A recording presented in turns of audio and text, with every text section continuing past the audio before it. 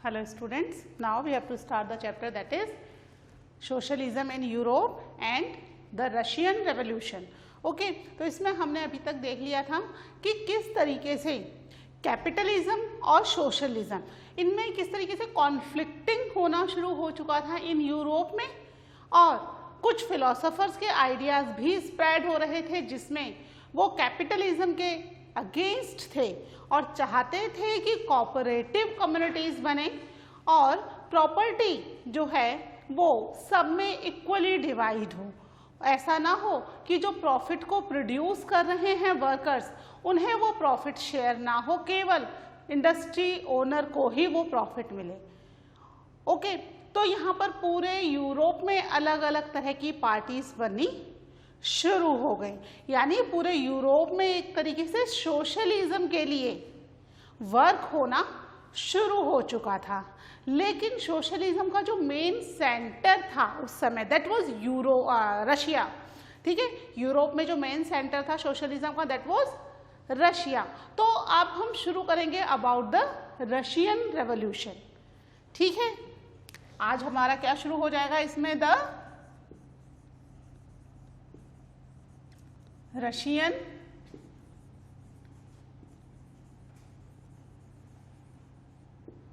Revolution. Okay, ये हम पढ़ेंगे टाइम पीरियड 1914 से।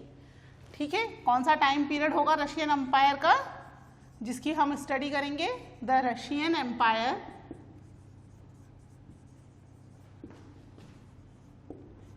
इन 1914 के बाद का।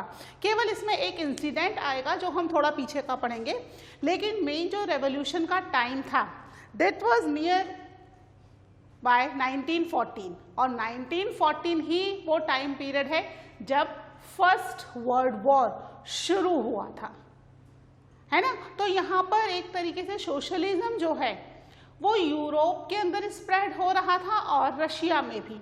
रशिया के अंदर जो रशियन एम्पायर था वो बहुत एक्सटेंडेड था, है ना। 1914 के आसपास जो रशिया में रूल कर रहे थे, ठीक है, हम देख लेते हैं अबाउट द रशियन एम्पायर।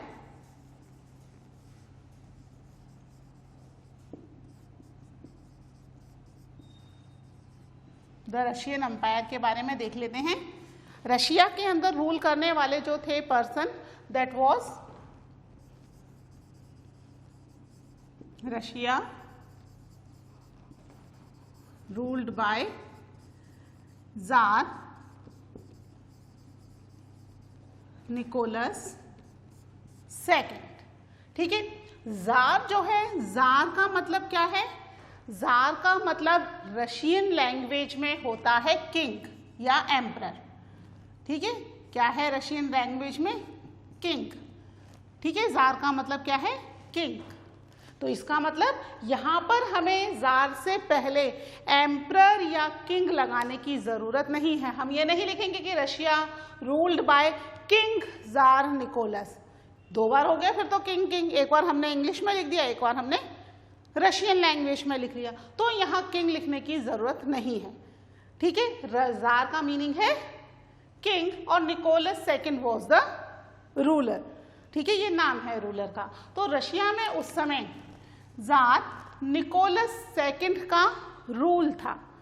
ठीक है, रशिया जो है वो बहुत बड़े एम्पायर में एक्सटेंडेड था, बहुत बड़ा एरिया। अभी भी अगर हम माने तो वर्ल्ड की सबसे लार्जेस्ट कंट्री कौन सी है, first largest, that is Russia.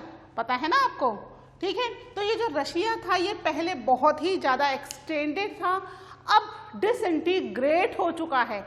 कई सारी कंट्रीज उसमें से अलग हो चुकी हैं, तब जाके रशिया अभी भी इतना बड़ा पार्ट है। एक्चुअली क्या था कि रशिया के जो जार थे उन्हें एक ही शौक था वॉर का, वॉर करते रहो और आसपास की कंट्रीज को अपने अंडर में लेते रहो। तो वो वॉर करते करते आसपास की टेरिटरीज को अपने कंट्रोल में लेते लेते जो रूस था, रशिया था, वो एक्सटेंड होते होते इतना बड़ा हो गया। बाद में कई सारी कंट्रीज इसमें से डिसइंटीग्रेट हो गई, जैसे कि Russia was extended from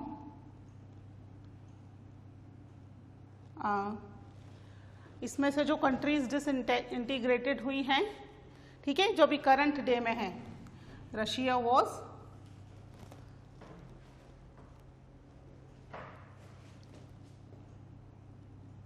Russian empire कर देते हैं, Russian empire was included. Okay, जो करंट डे में इसमें डिसइंटीग्रेट हुई हैं, रशियन एम्पायर वॉज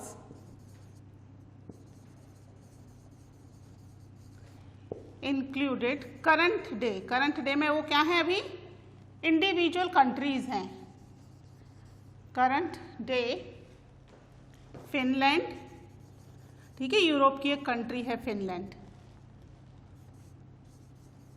लाटविया, ये भी एक यूरोप की एक कंट्री है।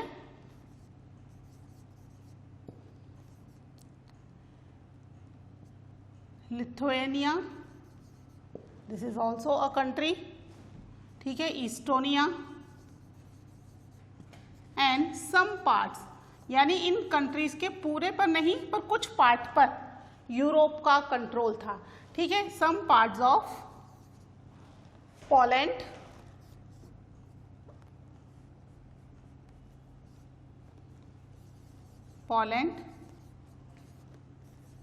Ukraine and Belarus,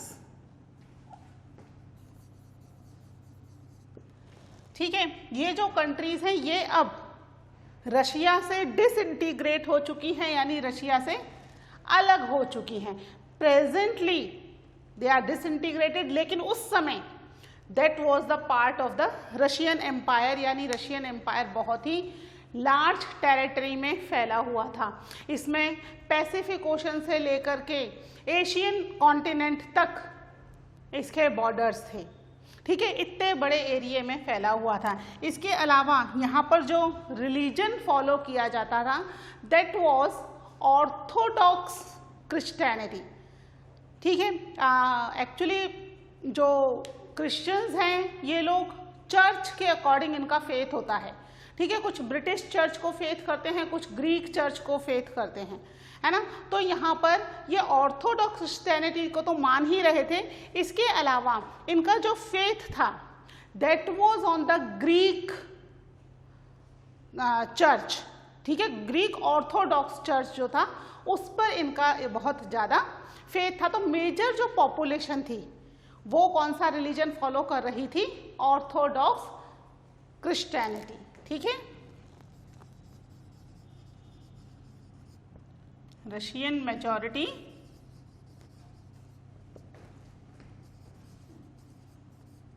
had follow the religion that is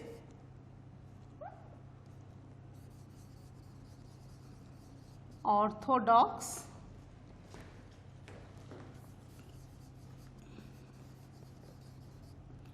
Christianity, ठीक है। इसके अलावा यहाँ पर मुस्लिम्स भी थे। मुस्लिम्स के अलावा कैथोलिक और प्रोटेस्टेंट भी थे, ठीक है। इसके अलावा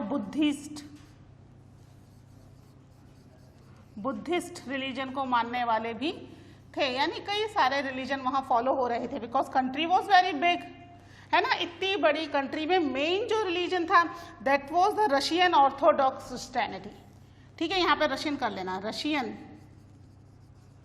Russian orthodox Christianity was the main religion which is followed in the Russia, ठीक है। तो यहाँ पर मेन जो था rule that was of the tsar Nicholas. Tsar Nicholas एक ऑटोक्रेटिक रूलर था। ऑटोक्रेटिक मतलब अकेले का रूल करने वाला, जो कि किसी भी पार्लियामेंट या किसी भी दूसरी ग्रुप ऑफ मिनिस्ट्री वगैरह नहीं थी जो उसको सजेशन दे, वो अपने डिसीजन खुद लेता था और उसके अकॉर्डिंगली ही काम करता था, ठीक है। आप इसको नोट कर लीजिए। फिर हम देखते हैं अबाउट द रशिया की रशिया के अंदर किस तरह की पॉपुलेशन थी। This is the about the ruler and the religion, okay.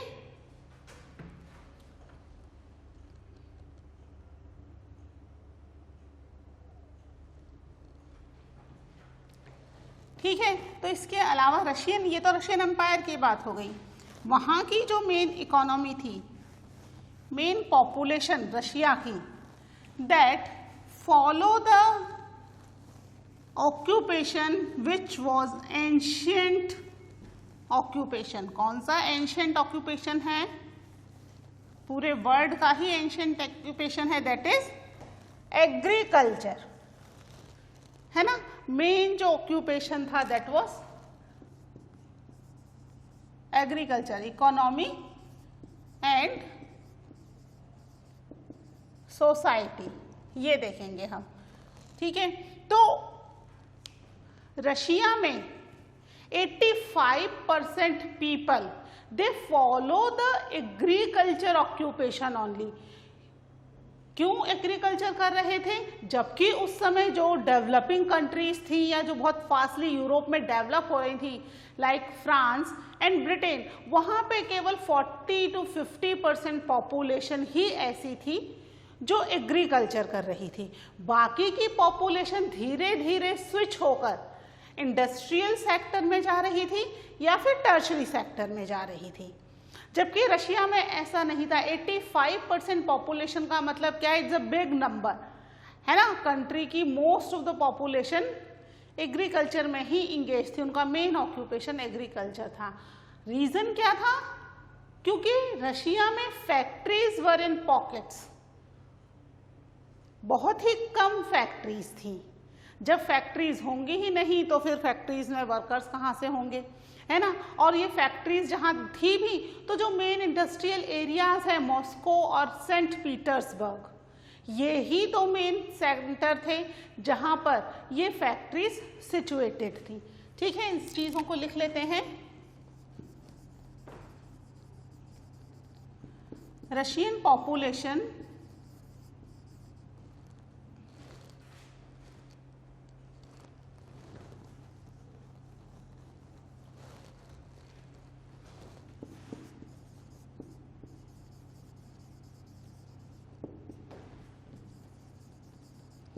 had main occupation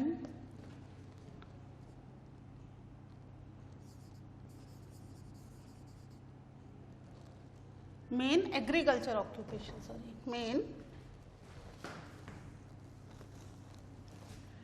had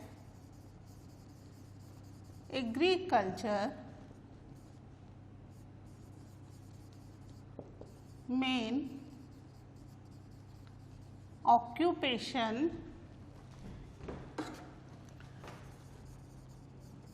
which 85% of people engaged। ठीक है, 85% जो पीपल थे इसमें एंगेज थे। 85% बहुत ही एक बड़ा नंबर है जो कि नहीं होना चाहिए। इसके कंपैरिजन में फ्रांस और जर्मनी जो था, ठीक है, फ्रांस के अंदर केवल 40% people and in Germany 50% people engaged in agriculture। ठीक है, वहां पर इतना कम, यानी जो रशिया था वो डेवलप नहीं हो रहा था, उसका development ratio was very low. ठीक है, बहुत ही लो है, वहां पे लोग जो हैं डेवलप नहीं है, क्योंकि 85% पीपल अगर इंगेज हैं तो दैट मीन्स कंट्री में एक ही ऑक्यूपेशन ज़्यादा हो रहा है। हाँ, ये अलग बात है कि उस समय रशिया से बहुत ज़्यादा चीज़ें, एग्रीकल्चर प्रोडक्ट पूरे वर्ल्ड में भेजा जा रहा था, है ना, एक्सपोर्ट किया जा रहा था वहाँ से, क्योंकि बहुत ज़्यादा एग्रीकल्चर होती थी। लैंड भी अच्छी खासी बड़ी है रशिया और वहाँ एग्रीकल्चर भी बहुत हो रही थी। ठीक है, मेन रीज़न क्या था? Industries were in pockets,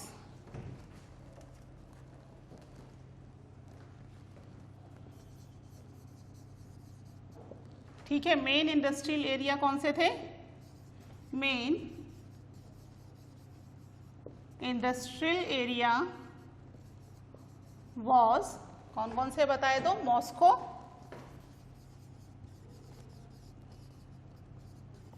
and saint Petersburg.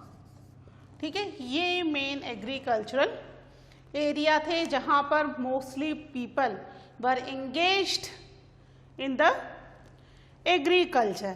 ठीक है, 1890 के आसपास रशिया के अंदर एग्रीकल्चर इंडस्ट्रीज थोड़ा ओपन होनी शुरू हुई 1890 में, जिस समय रशिया के अंदर रेलवे एक्सपेंड होना शुरू हुआ और रेलवे एक्सपेंड होने की वजह से फॉरेन इन्वेस्टमेंट रशिया के अंदर आना शुरू हुआ। तो उस समय यहाँ पर मेनली इंडस्ट्रीज ओपन होना शुरू हुई। इन 1890s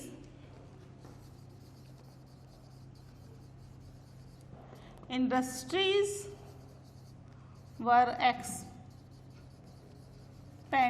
in Russia when Russian railway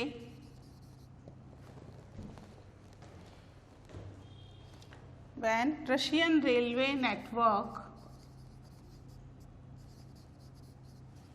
expand and foreign companies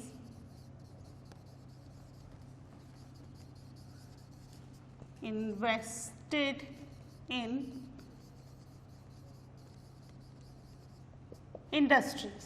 ठीक है, रशियन रेलवे नेटवर्क एक्सपेंड हुआ और फॉरेन कंपनीज ने यहाँ पर इन्वेस्ट करना शुरू किया, तो थोड़ी इंडस्ट्रीज ओपन होना शुरू हुई। उससे पहले तक तो इंडस्ट्रीज बहुत ही कम थी। यानी 1914, हम 1914 के बाद के इंसिडेंट्स पढ़ेंगे, तक आते आते रशिया में कुछ इंडस्ट्रीज ओपन होनी शुरू हो गई थी। ठीक है, तो इंडस्ट्रीज ओपन होने की वजह से क्या होगा? The people those who engaged in the agriculture, वो क्या करेंगे? जिनके पास ज़्यादा वर्क नहीं है या जो ज़्यादा एग्रीकल्चर में उनके पास इनकम नहीं हो रही है, they start migrating from that village to the towns to work in this industries. ठीक है, इंडस्ट्रीज में काम करने के लिए तो आ रहे हैं, लेकिन यहाँ पर इंडस्ट्रीज में wages were very low and working hours were very long. ठीक है, 10 to 12 आवर्स तो कॉमन थे। ठीक है, 10 to 12 आवर्स का वर्क करना तो कॉमन था। कभी कभी ये टाइम पीरियड 15 आवर्स तक एक्सटेंड हो जाता था। यानी वर्कर्स को एक दिन में से लगभग 15 घंटे कहाँ निकालने हैं? केवल फैक्ट्री में निकालने हैं, और उसके कंपैरिजन में उतने वेजेस नहीं मिल रहे थे। ठीक है, इसके अलावा रहने की भी एज सच कोई अच्छी फैसिलिटीज नहीं थी। या तो उन्हें कभी रूम मिल गया तो ठीक है, रूम नहीं मिला तो डॉर्मेंट्रीज होती हैं, डॉर्मेंट्रीज में उन्हें रहना पड़ता है। अब डॉर्मेंट्रीज क्या होती हैं? एक बहुत बड़ा हॉल जैसा रूम है, उसमें बेड लगा दिए पूरे रूम में, साइड बाय दोनों साइड। ठीक है, चारों तरफ बेड लगा दिए जितने आ सकते थे, और पर बेड एक व्यक्ति को उस पर दे दिया गया। यानी हर बेड की कीमत है कि हर व्यक्ति को ये बेड मिल जाएगा। तो लोग उस डॉर्मेंट्री में रह रहे थे because they don't have the place to live. जिनकी दिन की शिफ्ट होती थी वो रात में आके उन बेड पर सो जाते थे, और जिनकी रात की शिफ्ट होती थी वो दिन में आके उन बेड पर सो जाते थे। यानी बेड भी शिफ्ट में काम कर रहे थे। ठीक है, क्योंकि और तो टाइम बच ही नहीं रहा था ना और दूसरे कामों के लिए। 15 घंटे अगर आप वर्क के लिए दे दोगे तो आपके पास कितने बचे? 24 घंटे में से 9 घंटे। 9 घंटे में आप 7 घंटे तो सो ही रहे हो, 7 से 8 घंटे। फिर खाना पीना, नहाना धोना और फैक्ट्री तक आने जाने का टाइम, सब मिला के आपके पास टाइम ही कहाँ बचा। तो लाइफ जो थी वो हार्ड थी। और यहाँ पर जो कुछ गवर्नमेंटल इंस्टीट्यूशन बना रखे थे जॉर्ज निकोलस ने, वो उसको बार बार सर्वे भी करते और कोशिश करते वहाँ पर वेजेस और वर्किंग आवर्स को कंट्रोल करने की। पर वो सब इंडस्ट्रीज में ये वर्किंग आवर्स और वेजेस वो कंट्रोल नहीं कर पा रहे थे। कंटिन्यूसली क्या हो रहा था कि वर्किंग आवर्स तो बढ़ते चले जा रहे थे और वेजेस कम होते जा रहे थे। ठीक है, इसके अलावा जो वर्कर्स थे वो भी सोशल डिवीजन में डिवाइडेड थे। ठीक है, कैसे, एक बार इसको नोट कर लो, फिर हम देखते हैं कि किस तरीके से वर्कर्स सोशल डिवीजन में डिवाइडेड थे।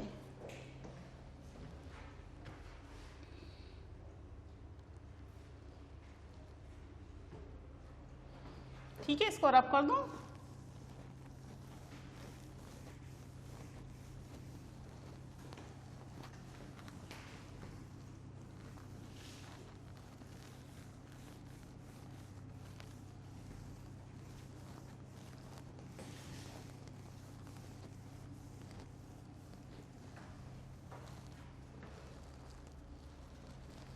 ठीक है, तो देख लेते हैं। मोस्ट ऑफ इंडस्ट्रीज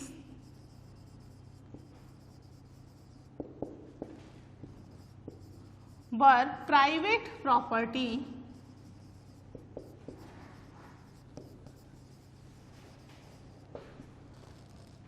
ठीक है, अधिकतर इंडस्ट्रीज कैसी थी, प्राइवेट प्रॉपर्टी। जैसा कि हमने उसमें भी देखा था यूरोप में भी मोस्ट ऑफ इंडस्ट्रीज कैसी थी, आइदर लिबरल्स और रेडिकल्स उनको ओन कर रहे थे। याद है यूरोप वाले, हमने अभी सोशलिज्म इन यूरोप में पढ़ा था लास्ट लेक्चर में कि अधिकतर इंडस्ट्री कौन ओन कर रहे थे, आइदर रेडिकल्स और लिबरल्स। तो यहाँ पर भी इंडस्ट्रीज कैसी थी, प्राइवेट प्रॉपर्टीज। और यहाँ पर वर्किंग आवर्स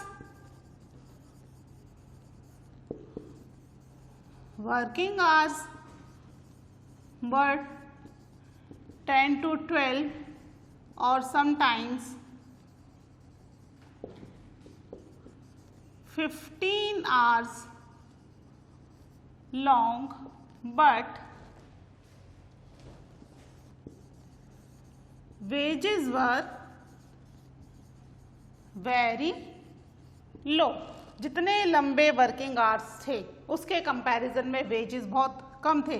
10 to 12 आवर्स तो थे ही, दैट इज फिक्स कि 10 से 12 घंटे तो काम करना है, but sometimes 15 hours long working hours भी उन्हें करने पड़ रहे थे और गवर्नमेंट इन इंडस्ट्रीज को कंट्रोल नहीं कर पा रही थी, इनके वर्किंग आवर्स को और इनके वेजेस को।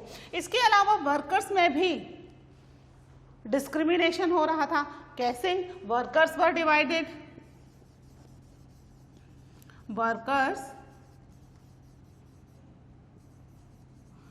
डिवाइडेड, इन सोशल ग्रुप। ठीक है, कैसा सोशल ग्रुप है वर्कर्स का, वर्कर्स तो वर्कर्स ही होते हैं, है ना, लेकिन इसमें कुछ वर्कर्स ऐसे थे जो कि बहुत स्किलफुल थे। ठीक है, उनका काम करने के लिए एक पर्टिकुलर स्किल्स आना जरूरी है, जैसे कि मेटल वर्कर्स। जितने भी वर्कर्स थे उनमें metal workers were very skillful. उनका काम करने के लिए उनको बहुत ज़्यादा ट्रेनिंग की ज़रूरत होती है, ट्रेनिंग के बाद वो उस काम को प्रॉपरली कर पाते हैं। तो जितने भी वर्कर्स थे उन सभी वर्कर्स में मेटल वर्कर्स अपने आप को क्या समझ रहे थे कि दे आर लाइक एरिस्टोक्रेसी, कि भाई इन सब में हम ही बादशाह हैं, हम ही राजा हैं, क्योंकि हमारे मुकाबले में बाकी वर्कर्स को तो कुछ आता ही नहीं है।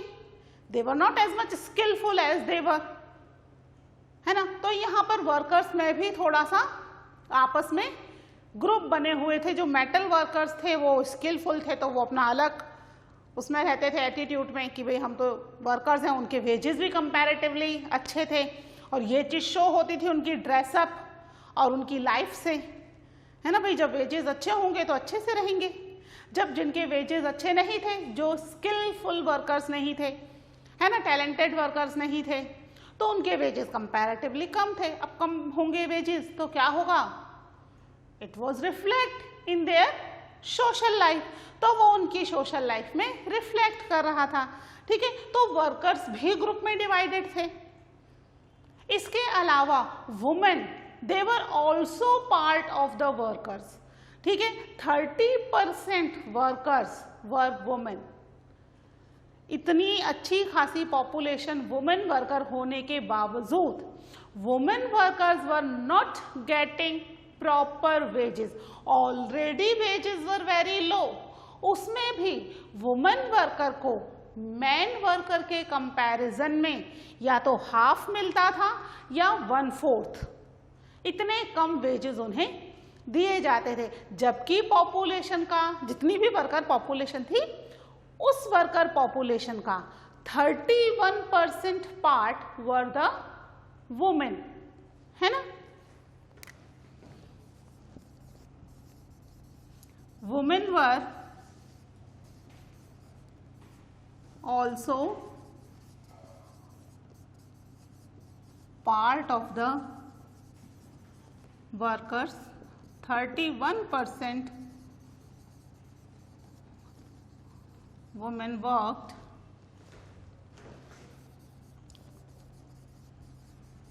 as laborers in industries, but their wages, कैसे थे उनके wages, were their wages were half और क्वार्टर ऑफ मेंस वेजेस। ठीक है, मेंस के वेजेस के कंपैरिजन में या तो कैसे थे, हाफ थे या फिर क्वार्टर थे। ठीक है, तो यहां पर वुमेन जो है वो भी पार्ट तो हैं वर्क फोर्स का, लेकिन उनको वेजेस इतने नहीं मिल रहे हैं। ठीक है, अब इसके अलावा ये तो बात हुई अबाउट द इंडस्ट्रियल वर्कर कि इंडस्ट्रियल वर्कर के लॉन्ग आवर्स हैं, है ना, डिवीजन है सोसाइटी में, है ना, स्किलफुल और अनस्किलफुल। इसके अलावा women, they were also part of the work force but they were not getting the proper wages. इस लो वेजेस में भी हाफ और हाफ से भी कम, क्वार्टर वेजेस उनको मिल रहा था। ठीक है, this is about the workers of industries. इसके अलावा हम बात करें अबाउट द एग्रीकल्चर। एग्रीकल्चर में क्या हो रहा था, एग्रीकल्चर के अंदर भी जितनी भी लैंड थी that was belongs to the nobility और एरिस्टोक्रेसी। ठीक है, तो यहाँ पर एग्रीकल्चर के बारे में और हम डिटेल में डिस्कस करेंगे इन द नेक्स्ट लेक्चर। ठीक है, यही टॉपिक हमारा कंटिन्यू चलेगा, इसमें हम एग्रीकल्चरल पॉपुलेशन के बारे में डिस्कस करेंगे नेक्स्ट लेक्चर में। Okay, till then take care, bye.